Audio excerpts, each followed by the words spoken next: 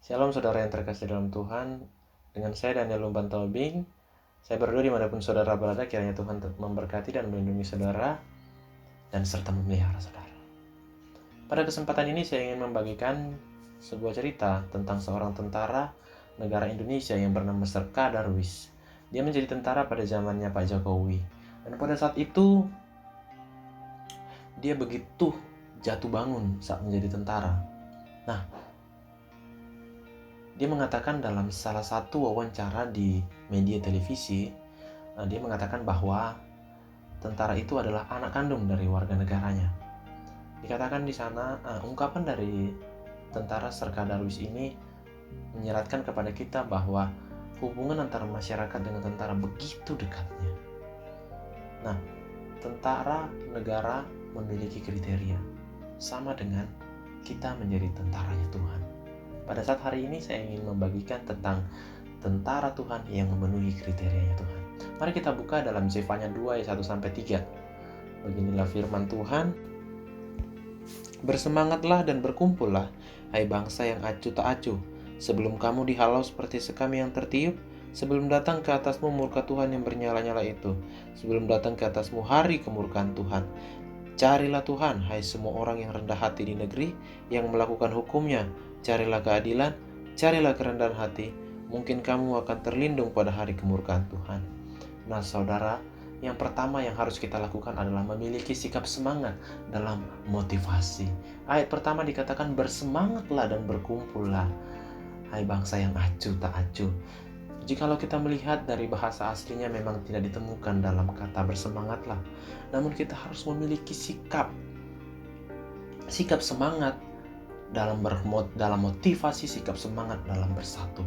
Nah, jikalau dalam sebuah gereja, jika tidak memiliki semangat kesatuan untuk mencapai satu tujuan, saya percaya bahwa mereka tidak akan begitu maksimal untuk mencapai tujuannya. Nah, begitu juga dengan kita menjadi satu kesatuan di hadapan Tuhan. Yang kedua, memiliki sikap semangat berjaga-jaga sebelum datang ancaman. Dikatakan di sana ayat yang kedua, sebelum kamu dihalau seperti sekam yang tertiup, sebelum datang ke atasmu murka Tuhan yang bernyala-nyala itu, sebelum datang ke atasmu hari kemurkaan Tuhan. Nah, kita harus memiliki sikap semangat berjaga-jaga. Artinya kita menghindari setiap badai-badai yang yang datang dalam hidup kita. Nah, sama dengan halnya nelayan yang begitu sering sekali melihat badai. Dia pasti sudah tahu bagaimana cara menghindari setiap badai yang datang. Nah, yang ketiga, poin yang terakhir yang mau saya bagikan adalah memiliki semangat hidup yang benar di hadapan Tuhan. Di ayat yang ketiga dikatakan di sana, carilah Tuhan, hai semua orang yang rendah hati di negeri, yang melakukan hukumnya. Carilah keadilan, carilah kerendahan hati. Mungkin kamu akan terlindung pada hari kemurkaan Tuhan. Semangat hidup benar sangat diperlukan di dalam Tuhan. Bahwa hukuman Tuhan itu, Zefanya mengatakan bahwa hukuman Tuhan itu tidak bisa dielakkan dan tidak bisa dihindari lagi. Tapi sebenarnya yang saya mau kasih tahu kepada kita semua, bahwa sebenarnya Tuhan menunggu, Tuhan melihat, Tuhan sedang menanti pertobatan kita. Tuhan menunggu kita untuk bertobat dan kembali kepadanya. Karena hukuman itu akan dihilangkan saat orang itu bertobat dan kembali kepada Tuhan.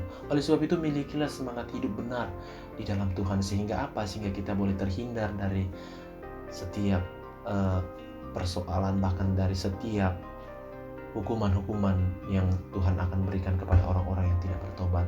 Demikianlah menjadi seorang prajurit Tuhan yang memenuhi kriteria. Kiranya Tuhan memberkati kita semua. Shalom.